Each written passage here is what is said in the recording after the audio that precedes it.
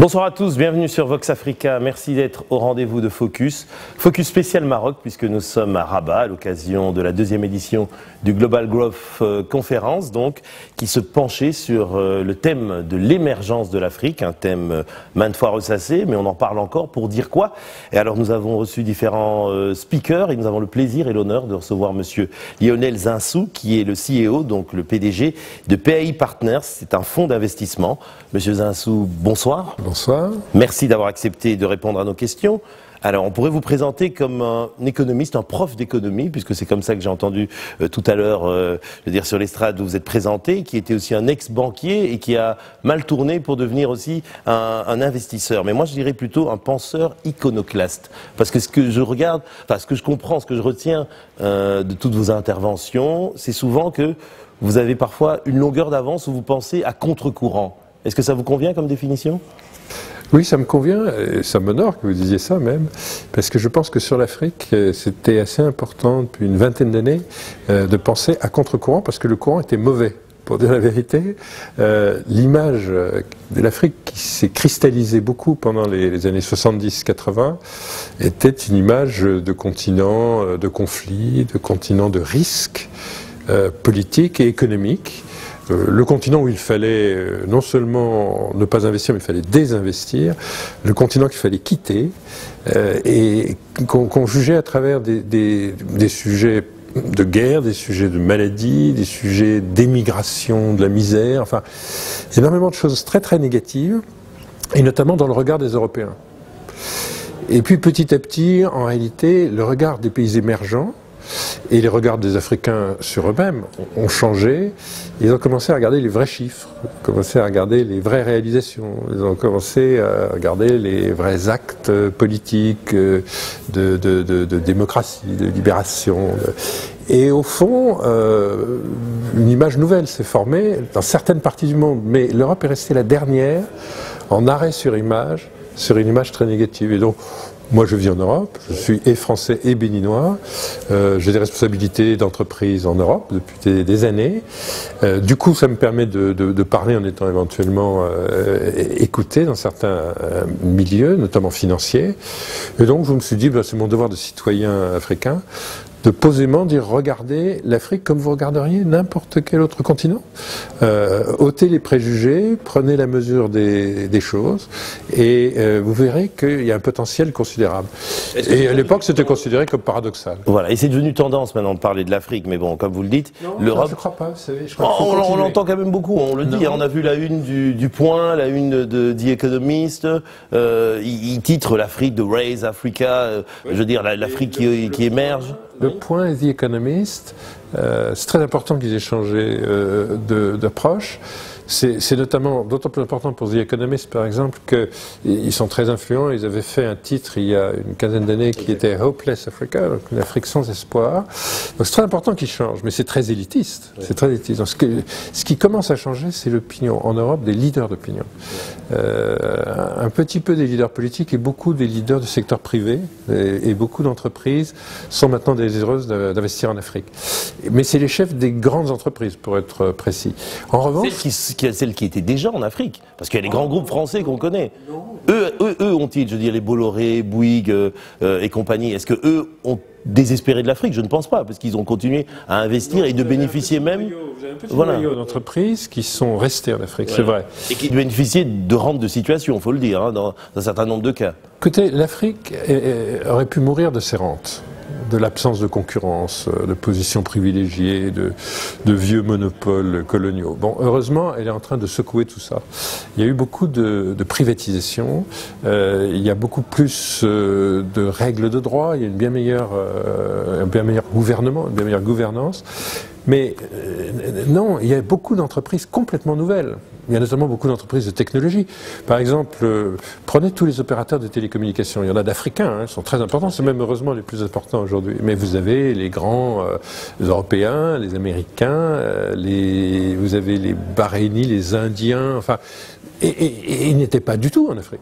Le problème ne se posait pas. Donc vous avez un renouvellement considérable de grandes entreprises qui s'intéressent à l'Afrique, notamment dans des domaines de technologie, dans des domaines de services. Ça, c'est complètement nouveau. Donc il y a quand même une vague de nouveaux opérateurs Mais dans cette vague de nouveaux opérateurs, il y a beaucoup d'Africains. Regardez le succès du Sud-Africain MTN. Regardez le succès, puisque nous sommes au Maroc, de Maroc Télécom. Ce sont de grandes entreprises, très très grandes entreprises, dont certaines valent un multiple d'entreprises homologues de l'Europe et qui sont très actives en Afrique. Donc il y a quand même une nouvelle génération. Il y a quelque chose de nouveau. Mais c'est une affaire de leader. Oui. C'est pas une affaire de PME et c'est pas encore une affaire d'opinion publique. C'est pour ça qu'il faut continuer indéfiniment à dire oubliez le folklore, regardez les chiffres, oubliez les préjugés, oubliez même l'histoire, regardez l'avenir, parce que l'opinion publique dans le monde entier n'est pas du tout convaincue encore que l'Afrique ait le potentiel que l'Afrique commence à sentir en elle-même. Donc c'est aussi un enjeu médiatique, si je puis dire. Et là, jette une pierre dans mon propre jardin. Je veux dire, c'est à nous, les médias, notamment panafricains et puis médias internationaux, à montrer une autre image plus positive de l'Afrique. Ah oui, parce que ça aura des conséquences directes d'emploi, par exemple. Parce que plus vous avez une image cristallisée d'une Afrique comme très risquée, moins vous avez envie d'y investir, moins vous y créez des emplois. Bon, alors cette image est en train de changer, mais on a besoin qu'elle change encore plus vite. Parce que l'Afrique a des besoins qui sont à la mesure d'une population très jeune, en très forte croissance, et ces besoins supposent qu'on investisse encore plus. Alors l'Afrique investit sur elle-même, hein, mais que le monde entier continue à investir, qu'on échange de plus en plus. Il n'y a pas de continent qui ait eu une progression de ces échanges, et en dehors de la Chine, c'est vraiment la deuxième position mondiale, mais comme ensemble continental, personne n'a progressé autant dans ses exportations que l'Afrique des 10 dernières années. Donc il y a une dynamique qui est très forte, mais on en a besoin de ces dynamiques. Il faut qu'on exporte pas simplement nos produits bruts traditionnels, mais de plus en plus de produits à valeur ajoutée, sophistiqués, de plus en plus de services, qu'on accueille de plus en plus de touristes. Il faut garder la dynamique parce que à 3% de croissance démographique, si on veut installer une classe d'âge de 17 millions de jeunes Africains chaque année qui arrivent sur le marché du travail, on a un travail fou devant nous. Mais donc vous venez de le dire, donc c'est ça, il y a une croissance forte en Afrique, mais elle n'est pas suffisante pour, comment je veux dire, contrebalancer justement cette croissance démographique aussi. Elle n'est pas encore inclusive. Elle est suffisante parce qu'elle est, grosso modo, on a une croissance économique qui est le double de la croissance démographique. Oui. Mais pas dans tous les pays africains. Ah, écoutez, oui, dans l'immense majorité, dans la presque totalité. Oui. Si vous voulez, en dehors des pays qui sont en situation de conflit, et il y en a très peu qui sont en situation de conflit généralisé, où là vous avez des régressions, une contraction du PIB centrafricain, évidemment. Mais par exemple, au Mali, vous avez eu aussi une situation de conflit, vous n'avez pas eu de contraction de la croissance économique.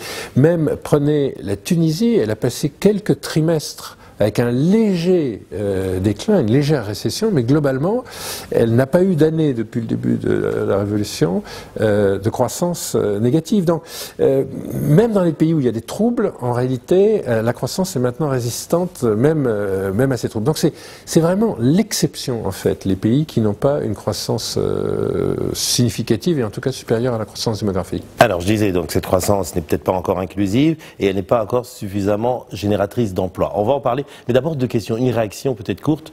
Il y a eu une polémique il y a à peu près un an ou un peu plus. Un professeur d'Oxford qui a sorti un bouquin en disant que les chiffres sur l'Afrique sont des chiffres faux. Donc toutes les projections que l'on fait, c'est de la fiction. Qu'est-ce que vous dites de ça ? Oui, alors, mais tout le monde est d'accord là-dessus. Les chiffres africains souffrent d'un petit problème d'appareil statistique. D'une part. Là-dessus, il y a d'ailleurs pas mal de coopération. Le Fonds monétaire international fait sans arrêt des missions pour renforcer le niveau de statistiques économiques. Et on a par ailleurs une particularité, c'est qu'on a un secteur informel en Afrique qui rassemble, dans certains pays comme le mien, Bénin, jusqu'à 85% de l'emploi. Et globalement en Afrique, probablement les 4/5 de l'emploi. À partir de ce moment-là, c'est évidemment plus difficile que les entreprises ne déclarent pas leur valeur ajoutée, pas leurs employés, c'est plus difficile d'avoir des chiffres vrais. Cela dit, il s'est formé maintenant un consensus, grâce à beaucoup d'enquêtes qui permettent de recouper et d'avoir une idée de la croissance africaine. Oui, les chiffres africains sont faux parce qu'ils sont sous-estimés. Donc la polémique sur le thème « tous ces chiffres de croissance sont faux parce qu'ils sont surestimés », malheureusement, non, en fait, ils sont sous-estimés. Complètement. Donc la situation est encore plus positive qu'on pourrait l'imaginer. C'est probablement supérieur aux chiffres que l'on donne. Et on vient de faire une réévaluation du PIB du Nigeria. C'était à la fois le pays le plus peuplé, mais dont on n'était pas sûr qu'il était le premier pays, la première puissance économique dans le continent, parce que l'Afrique du Sud et l'Égypte étaient devant. Simplement, on est passé d'une évaluation de 290 milliards de dollars de PIB à 508. C'est-à-dire, on a presque doublé l'estimation des chiffres. C'est un pays à 500 milliards de PIB qui fait le tiers du PIB de l'Afrique. C'est une réalité économique complètement différente dont on prend conscience. Et le Ghana avait fait également une révision de ses chiffres de croissance, de produit intérieur brut et de croissance. Et petit à petit, beaucoup d'États vont faire une révision. On va s'apercevoir que là où on pensait que l'Afrique, c'est à peu près le même nombre d'habitants, peut-être 100, 200 millions de moins que l'Inde, mais que ça pèse à peu près la même chose, on s'aperçoit que ça pèse plus, en fait, que l'Inde, parce qu'on est à la révision à la hausse. Et là, franchement, c'est fondé sur beaucoup de travaux empiriques et scientifiques, et il est quand même très probable que c'est vrai, la croissance africaine est peut-être sous-estimée, et la base de départ aussi. Alors, vous, je l'ai dit au départ, penseur iconoclaste, vous avez peut-être pensé, vous avez été ce que vous avez appelé un concept qu'on a presque inventé pour vous, un afro-optimiste avant la lettre, mais est-ce que vous n'avez pas justement, je veux dire, vous n'êtes pas tombé dans l'extrême inverse, c'est-à-dire être un afro-optimiste presque exagéré, parce que quand je vous entends parler, Béa, je ne sais pas le dire, mais j'ai l'impression parfois que pour vous, la croissance, ou en tout cas ce qu'on pourrait appeler le développement, donc c'est-à-dire l'industrialisation, le fait que l'Afrique sorte et arrive à réduire ou à éliminer toute la pauvreté qu'elle a encore, ça va se faire presque de manière mécanique. Quand on vous entend parler, vous dites « mais non, c'est normal, ça va se faire, ça avance, la croissance est là ». Et où sont les hommes? Où sont, je veux dire, la part du leadership des dirigeants africains là-dedans? Alors, d'abord, je crois que j'ai essayé de montrer que la croissance ne résolvait pas tous les problèmes. On ne peut rien faire sans croissance, malheureusement, elle crée des problèmes. Elle ne se contente pas d'avoir des problèmes à les résoudre. Non, il y a un paradoxe en Afrique qui est très très important, il y en a même peut-être deux qui sont très importants. Le paradoxe de la pauvreté, qui est que il est évident que la pauvreté s'effondre en Afrique. Les classes moyennes émergent, et on en a la preuve partout. Déclin des problèmes de faim, déclin de beaucoup de problèmes de santé publique, scolarisation. Aucun pays n'est allé plus vite, par exemple, que les pays sahéliens, et notamment le Niger, en progrès de l'alphabétisation dans l'histoire du monde. Donc vous avez des preuves absolument tangibles. Vous avez les rations nutritionnelles, vous avez la qualité de la consommation. Enfin, la preuve, elle est absolument administrée. Simplement, quand on a une croissance démographique aussi forte que la nôtre, la pauvreté en pourcentage, plus de la moitié des Africains vont aller, dans les 10-15 ans qui viennent, vers la satisfaction de tous leurs besoins fondamentaux. Mais, si vous voulez, l'autre moitié d'1 milliard d'habitants, c'est 500 millions de gens. La plus grande communauté de pauvres et d'exclus au monde. Et je vous rappelle qu'à l'indépendance, fin des années 50, début des années 60, en Afrique, il y avait moins de 300 millions d'habitants. Donc quand vous dites aujourd'hui, il y a encore entre 300 et 500 millions de gens qui ont des problèmes d'exclusion, mais ça veut dire qu'il y en a encore entre 1,5 fois et 2 fois plus que toute notre population au moment de l'indépendance. Et donc on a ce paradoxe qu'il faut que les gens comprennent bien, sur lequel moi j'essaie d'insister. La croissance ne peut pas tout résoudre, parce qu'elle peut abaisser la pauvreté statistiquement, et faire émerger en effet une très grande classe moyenne et des centaines de millions de gens qui résolvent leurs problèmes de base, mais on a aussi des centaines de millions d'exclus. Qu'est-ce qu'il faut faire? Il faut réguler les naissances? Ah ben non, non, bien sûr que non. Le modèle chinois? Mais bien sûr que non, bien sûr que non. D'ailleurs, ce qu'on appelle le dividende démographique en économie, c'est ça, c'est la chance d'avoir un marché de consommation qui va être un des marchés les plus dynamiques du monde, grâce à cette croissance démographique. Non, mais il s'agit d'avoir des contenus en emploi. Le problème, c'est pour chaque dollar, chaque euro que vous investissez, chaque franc CFA que vous investissez, le problème, c'est d'avoir le maximum d'emplois. Et aujourd'hui, c'est très difficile parce que l'agriculture... Le rendement de l'investissement, donc. Le rendement d'investissement, le rendement social de l'investissement.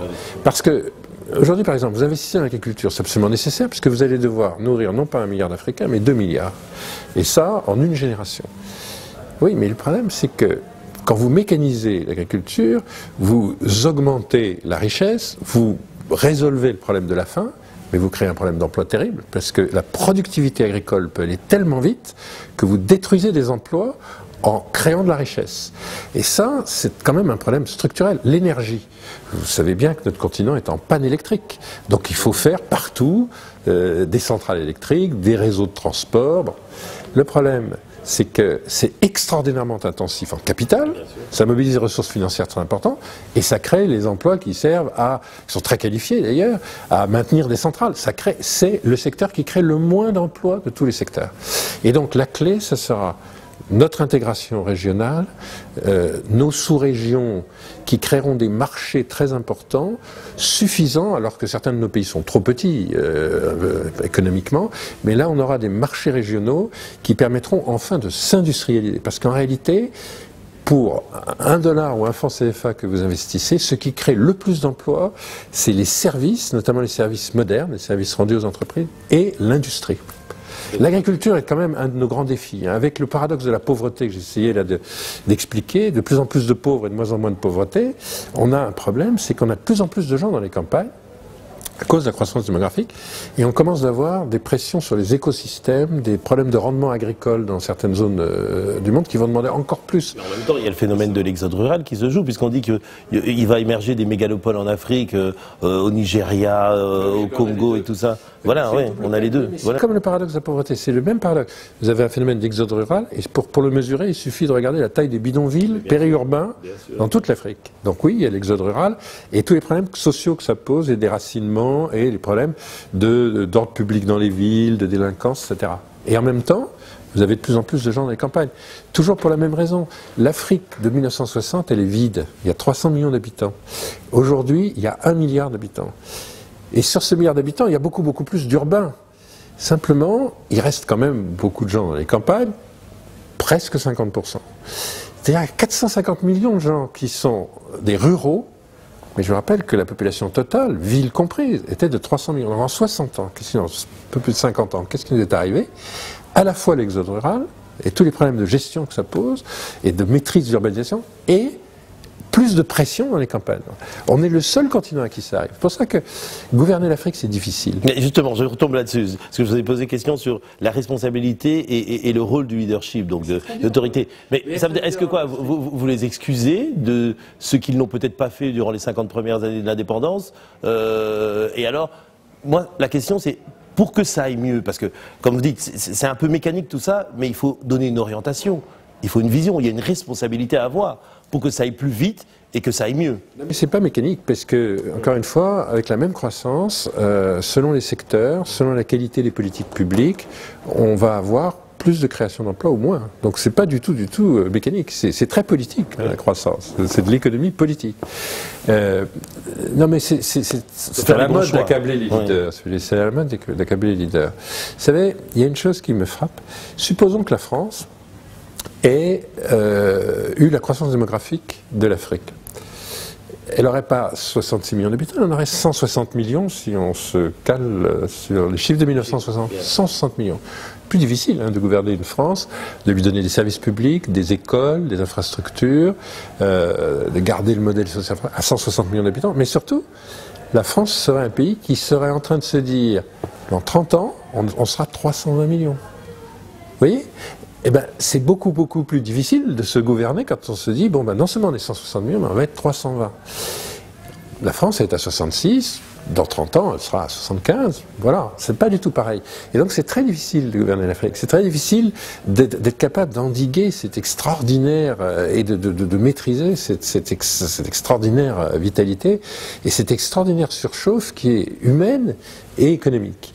Et donc tout le monde passe son temps à donner des leçons à l'Afrique. Je vous donne des conditionnalités, je vous donne des leçons de gouvernance, je vous explique que la corruption c'est mal. Et... Vous allez dire que c'est bien ? Non, mais je sais pas si tous les pays qui donnent des leçons sur la corruption sont exempts de corruption. Je sais pas. C'est une question que je me pose de temps en temps. Bon, voilà. Donc au fond, il vaut mieux qu'on réfléchisse ensemble, pays du Nord, pays du Sud, à comment on résout ces problèmes.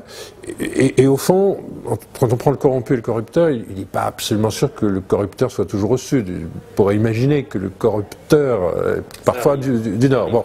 Donc moi je pense que plutôt que de donner des leçons de gouvernance, il faudrait admettre que c'est beaucoup plus plus difficile de gouverner une Afrique qui a ses problèmes démographiques, ses problèmes d'infrastructure, ses problèmes d'écosystème, de changement climatique, et que tout compte fait, être capable, de l'avoir rendue indépendante politiquement, et maintenant complètement indépendante économiquement. Parce que le thème de vous êtes peut-être indépendant politiquement, mais pas du tout économiquement, vous êtes complètement pris dans les filets de l'impérialisme, ce thème a disparu. Parce que l'Afrique a le choix, elle peut décider de travailler avec les pays émergents, avec les pays développés, puis travailler entre soi. Elle peut aussi travailler avec des investissements marocains dans toute l'Afrique de l'Ouest et centrale, investissements sud-africains, investissements nigérians. Bon, donc tout ça, ça fait une Afrique qui est en train de devenir indépendante économiquement.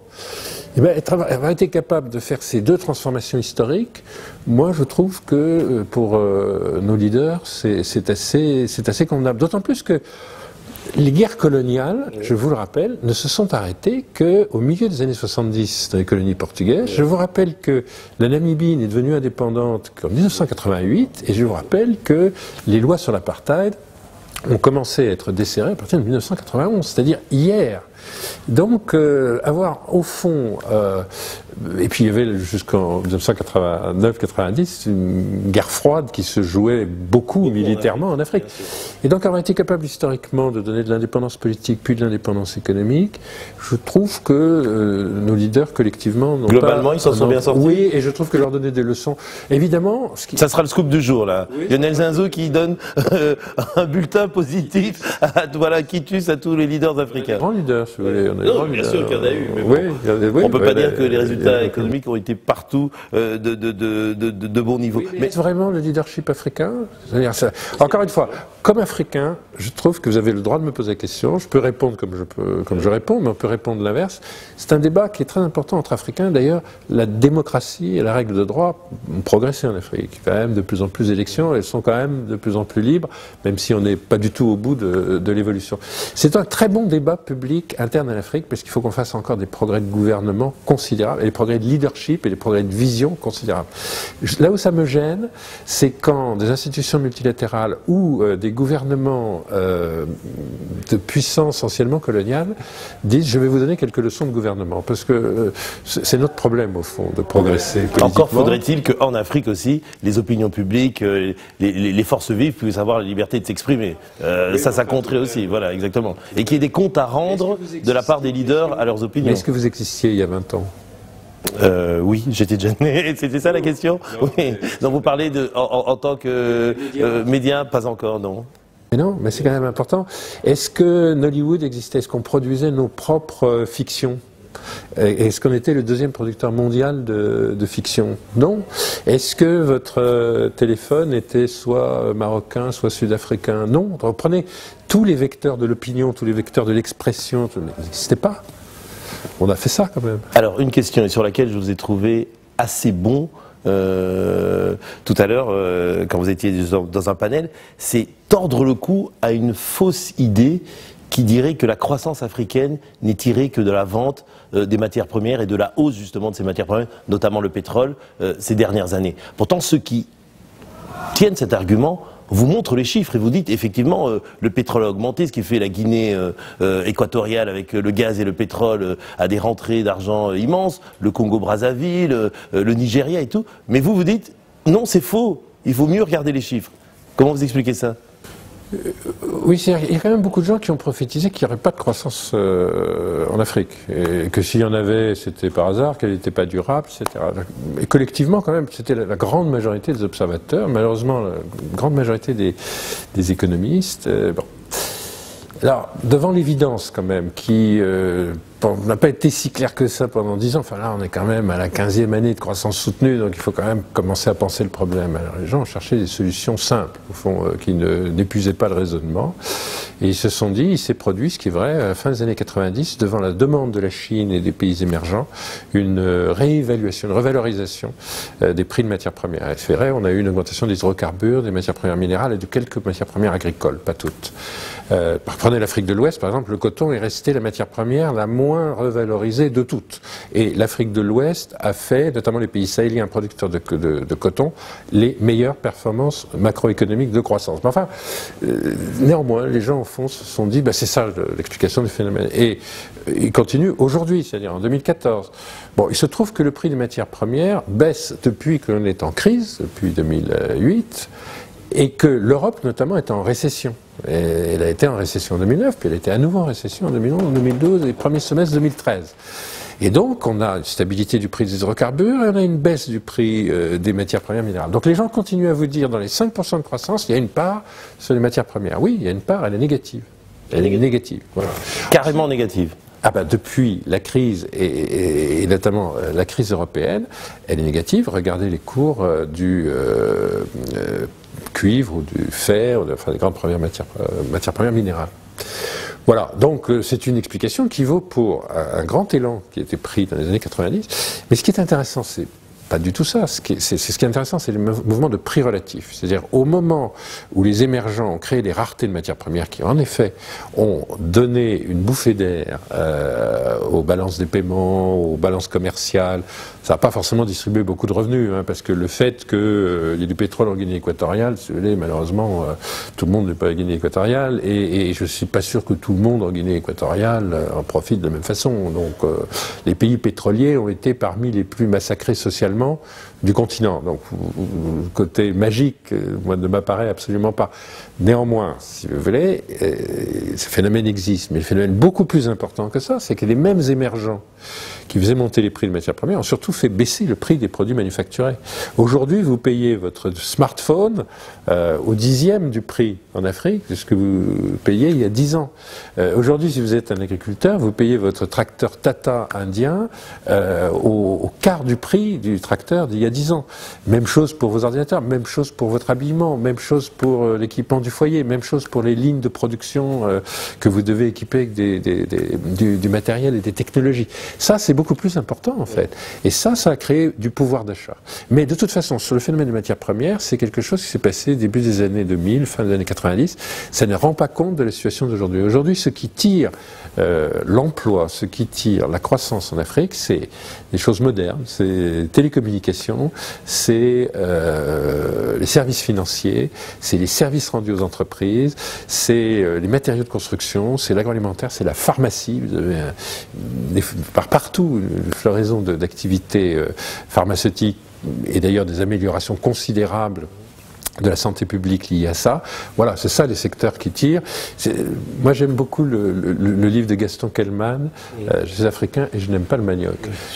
Au fond, nous ne sommes pas des producteurs de manioc. Voilà, il n'y a pas comparaison entre la production. Je dis ça, le Bénin est un grand producteur de manioc et en plus c'est au fond l'aliment de base. Donc je respecte beaucoup le manioc.